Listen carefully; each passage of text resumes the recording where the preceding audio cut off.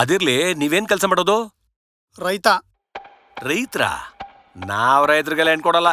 ಯಾಕೆ ಕೊಡಲ್ಲ? ಯಾಕೆ ಕೊಡಲ್ಲ? ಯಾಕೆ ಕೊಡಲ್ಲ? ಯಾಕೆ ಕೊಡ್ಬೇಕು? ಯಾಕೆ ಕೊಡ್ಬೇಕು? ಯಾಕೆ ಕೊಡ್ಬೇಕು? ಎಷ್ಟು ಸಂಪಾದನೆ ಮಾಡ್ತೀರಾ ತಿಂಗಳಲ್ಲಿ? 10-15 ಸಾವಿರ? ಅದು ನನ್ನ ಮಗಳಿಗೆ ಬ್ಯೂಟಿ ಪಾರ್ಲರ್ಗೆ ಸಾಲಲ್ಲ.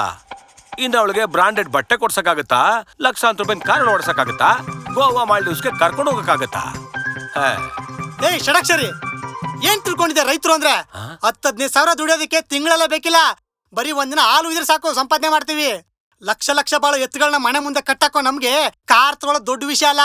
ಕೊಳೆ ಆಗುತ್ತೆ ಅಂತ ಹಳೆ ಬಟ್ಟೆ ಕೊಂಡು ಕೆಲಸ ಮಾಡ್ತೇವೆ ಹೊರತು ಬ್ರ್ಯಾಂಡ್ ಬಗ್ಗೆ ಗೊತ್ತಿಲ್ಲ ಅಂತಲ್ಲ. ಯಾವ್ದಯ್ಯ ಗೋವಾ ಮಾಲ್ಡೀವ್ಸು? ಕರ್ಕೊಂಬಾರ ಇಡೀ ಫ್ಯಾಮಿಲಿನ. ಮಿಯಾಮಿ ಕರ್ಕೊಂಡು ಪ್ರೈವೇಟ್ ಟಚಲ್ಲಿ ಪಾರ್ಟಿ ಮಾಡಿಸ್ತೀನಿ. ಬಂದ್ಬಿಟ್ಟ ತಿಳ್ಕೊಳ್ದೆ ಮಾತಾಡಕ್ಕೆ. ರಾತ್ರಿ ಹಗಲು ಬಿಸಿಲು ಒಂದೇ ನೀವೇ ಕಷ್ಟಪಟ್ಟು ದುಡಿತೀರಾ, ಇನ್ನು ನನ್ನ ಮಗಳನ್ನ ಸುಖವಾಗಿ ನೋಡ್ಕೋತೀಯನೆಯಾ? ನಾವು ರೈತರು ರಾತ್ರಿ ಹಗಲು ಮಳೆ ಅಂದಂಗೆ ಕೆಲಸ ಮಾಡೋದು ನಮ್ಮಂಗೆ 4 ಜನ ಹೊಟ್ಟೆ ತುಂಬ ತಿಂದು ನೆಮ್ಮದಿಯ ಬದುಕ್ಲಿ ಅಂತ.